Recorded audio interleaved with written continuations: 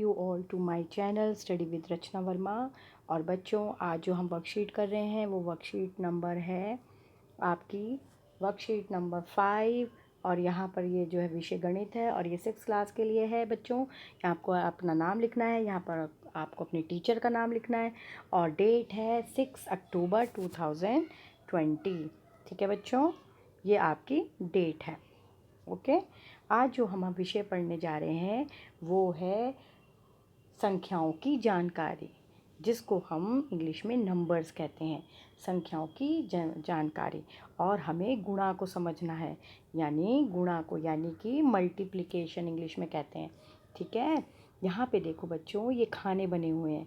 आपको 3 गुणा में 5 दिखाई दे रहा है, तो 3 गुणा में 5 यानी हुआ 15। यानी 15 हुआ ना, 3 गुणा में 5, 3 पंजे 15 होता है। तो यहाँ पे देखो जो खाने बने हुए हैं वो सारे 15, 1 2 3 4 5, और देखो 6 7 8 9 10 11 12 13 14 15। लेकिन इन्होंने कैसे बनाए हैं वो देख लो। जो 3 है बेटा, वो तो आपका ऐसे हो गया 1 2 3, आपने ऐसे 3 रेखाएं खींच दी। ठीक है, और जो 5 है वो आपकी ऐसे 1 2 3 और 4 और 5। ठीक है, ये हो गया ना 5। ठीक, समझ गए ना। तो इस तरह से ये रेखाएं जो है बेटा वो आपकी खींची हुई हैं। आगे भी देख लो, आगे भी लिखा हुआ है कि 5 गुणा में 3। अब यहाँ 5 गुणा में 3 लिखा हुआ है, तो हमें 5 पहले लिखा है ना, तो 5 पहले करना है हमें।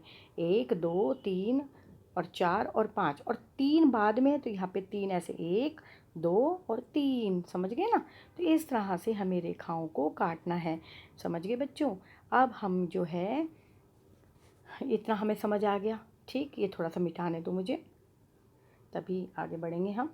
ठीक है, मिट गया ये सारा। और चलिए आगे है हमारा कि 3 गुणा में 5, जैसे आप कह रहा 3 गुणा में 5 जमा इजिकल टू 5 जमा में 5 और फिर जमा में 5 5। ये कहने का मतलब ये है कि 3 गुणा में जो 5 होता है वो आपका 15 होता है। और 15 आप, ये तो गुणा है, और 15 आप ऐसे भी लिख सकते हैं 5 को 3 बार लिख कर।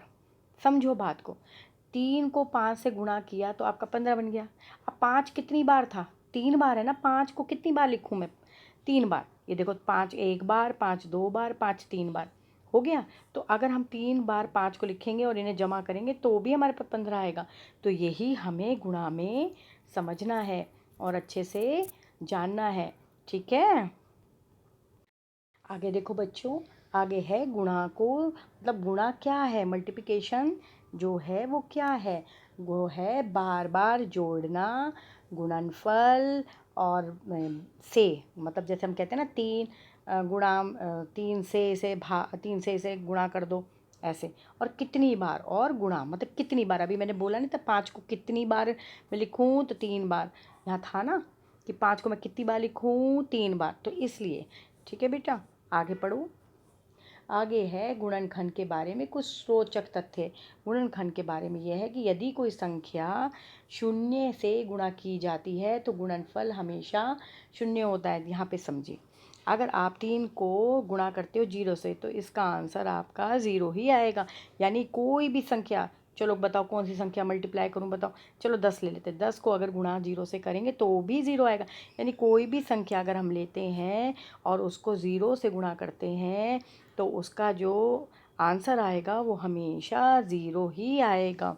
आगे देखिए, किसी संख्या और एक का गुणनफल स्वयं संख्या होता है।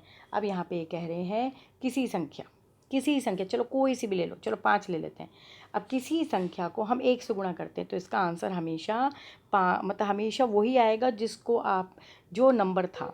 यानी कहने का मतलब ये है कि बच्चों, आप किसी भी उससे गुणा कर लो तो आपका आंसर वही लौट के आएगा। चाहे आप 9, देखो 9 करके देखो और यहाँ 1 लगाओ तो यही लौट के आएगा, 9 एकम 9। समझ गए बच्चों। आगे तीसरा जो पॉइंट है वो हमारा है कि किसी संख्या को, एक मिनट थोड़ा साफ करने दो इसे। चलिए, किसी संख्या को 10 100 या 1000 आदि से गुणा करने पर उतनी ही शून्य के साथ वही संख्या पाते हैं। देखिए क्या समझिए आप इसमें, देखिए ये कह रहा है 10, ठीक है, 100, 1000, को आप जिस भी संख्या से करेंगे उतने ही शून्य वापस आ जाएंगे। मान लो आप 5 से कर रहे हो तो 5, मैंने क्या कहा था, 5 को अगर 1 से गुणा करेंगे तो 5 ही आएगा, क्योंकि वही लौट के आता है। और शून्य कितनी है, 1 है, तो यहाँ पे एक शून्य लगा दो। अब 5 को 2 से इससे करके देखो, फिर से मतलब 5 को जो है आप गुणा करो, तो गुणा तो आपने कर ही दिया। खैर, अब यहाँ पे जवाब देखो क्या आएगा, 5 आ गया और पीछे 2 ज़ीरो लगा दो। ऐसी ये है, इसको करो 5 से तो 5 आ गया आपका और पीछे 3 ज़ीरो लगा दो। समझ गए बच्चों? यही आपके इस वर्कशीट में समझाया गया हुआ है। यही आपको समझना है कि गुणा क्या होती है। ठीक है, थोड़ा मुझे साफ करने दीजिए फटाफट से। आपके सामने जो है वो सम दिए हुए हैं। देखो जैसे मैंने करके दिखाया था, यहाँ पे देखिए ये भी करके दिखाए हुए हैं कि 23 को जब गुणा किया 10 से तो 23 आपका वैसे ही आ गया और 0 पीछे आ गई।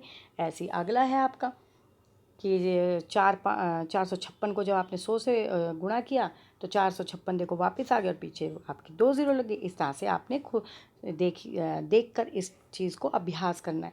यहाँ पे देखिए गुणा है और यहाँ पे भी गुणा है। अब यहाँ पे हमारे कुछ जो है प्रश्न दिए हुए हैं जो मैंने आप लोगों के लिए पहले से ही हल कर रखे हैं और आप लोगों ने उसको करना है। ठीक है, यहाँ पे देखिए प्रश्न जो है आपका एक है कि 123, एक मिनट बच्चों, हाँ ये रहा प्रश्न 1, 123 और 321 का गुणनफल ज्ञात कीजिए। फिर प्रश्न 2 है कि किस एक व्यक्ति का मासिक वेतन 2625 रुपये है, उसकी वार्षिक आय क्या है। देखिए मैंने आप लोगों के लिए ये देखिए कर रखा है। ये रहा आपका प्रश्न 1, ठीक है, ये रहा ये आपका प्रश्न 1, ये रहा प्रश्न 2, ठीक है। आगे देख लीजिए।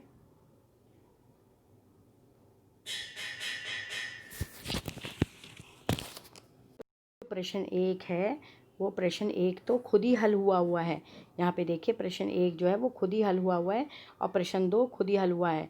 अब आगे के जो है प्रश्न हम देख लेते हैं। ज्ञात कीजिए, ये आपके सारे प्रश्न हैं जिनके मैंने हल जो है आप लोगों के लिए कर रखे हैं। ये रहे, ठीक है, ये रहे। ये पहला प्रश्न है आपका जैसे कि 562 गुणा में ज़ीरो। चलो अब यहीं करके देखो, चलो 562 गुणा में ज़ीरो। अभी समझाया था ना कि जो भी हम शून्य से गुणा करेंगे वो लौट आएगी। तो ये, और जो भी हम शून्य से गुणा करेंगे वो शून्य ही हो जाएगी। जो भी हम शून्य से गुणा करेंगे वो शून्य ही हो जाएगी। अगर हम 362 से गुणा करेंगे शून्य को तो भी शून्य हो जाएगी। यानी शून्य से गुणा करने पर जो है शून्य ही हो जाएगा। ठीक है, समझ गए आप? अगला प्रश्न है 8 7 4 1 गुणा में 1। तो बताइए जल्दी से, अभी समझाया था ना जब 1 से गुणा करेंगे तो वो ही लौट आएगा। देखो वो ही लौट आया ना, तो यानी जब शून्य से करेंगे तो शून्य हो जाएगा, जब 1 से करेंगे तो वो ही लौट आएगा। अब आगे देखो जैसे 546 अगला आपका लिखा और गुणा में ज़ीरो। यही समझाया था, जो भी संख्या है वो आपकी संख्या लौट आएगी और जितनी भी शून्य है या 2 शून्य इसके पीछे लगा दीजिए।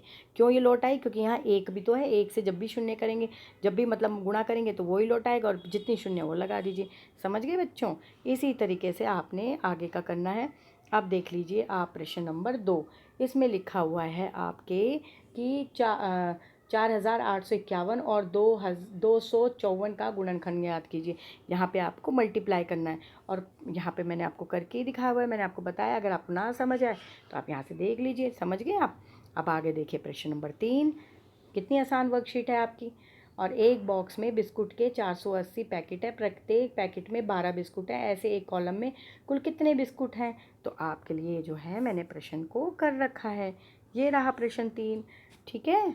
तो देखिए मैंने आपकी वर्कशीट को कितने आसान तरीके से जो है समझाया और आपके लिए मैंने प्रश्नों के हल निकाल रखे हैं। बस आपको जो है इनमें से समझ के अपने प्रश्न उत्तर करने हैं ताकि आप समय पे अपने कार्य को पूरा कर सकें और अपने अध्यापक या अध्यापिका को अपने काम को दिखा सकें।